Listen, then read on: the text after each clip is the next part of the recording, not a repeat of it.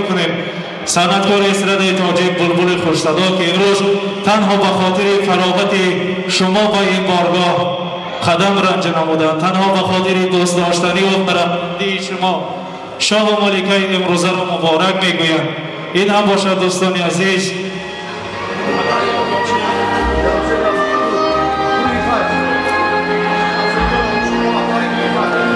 صنعتکار استرادای تاجیک راهبر گروه فیض جمشید جان عبدالشکورов را دعوت میکنیم و برش میگوییم که جمشید جان تو امینی، فرزند تاجیک زمینی، تاجیکستان که خود نگین است تو از همان نگینی.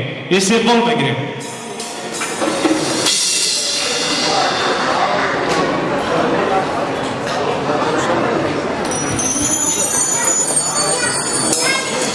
رحمت سلامت باشید.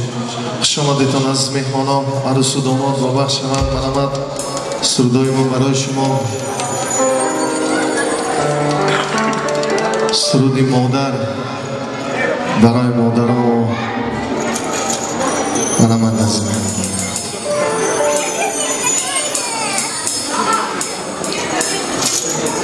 ایا ای مادری غمگین ای من، گلی آرزوی خود ناچیده ای من. ایا ای مادری غمگین ای من، گلی آرزوی خود ناچیده ای من.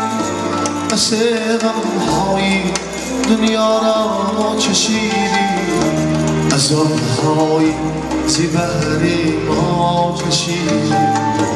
بس غمهای دنیا ما چشیده، عذابهای زی بحر ما چشیده. ایا مادر، ایا مادر، ایا مادر، ایا مادر.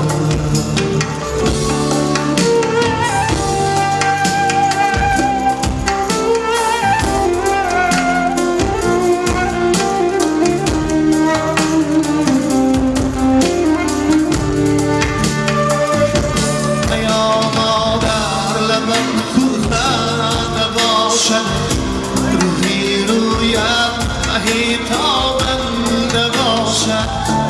یا مادر لبت پرخنده باشد، روحی رویت مهی تابنده باشد.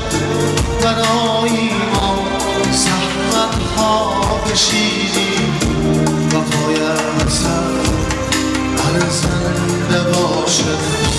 برای ما زحمت ها کشیدی، وفایت سر ارزنده باشد. ایا مادر، ایا مادر، ایا مادر، ایا مادر.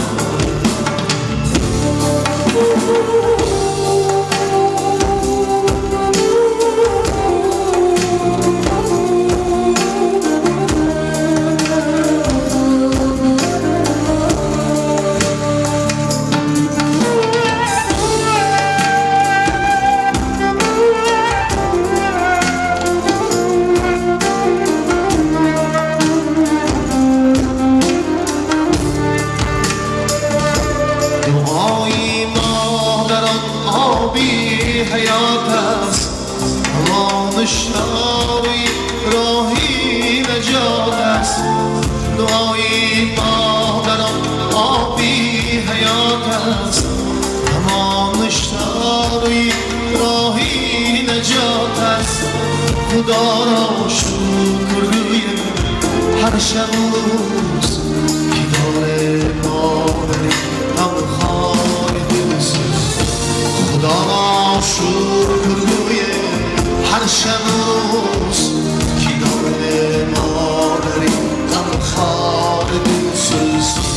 خدا را شکر گویم هر شب روز که داره مادری غمخوار دلسوز. ایا مادر،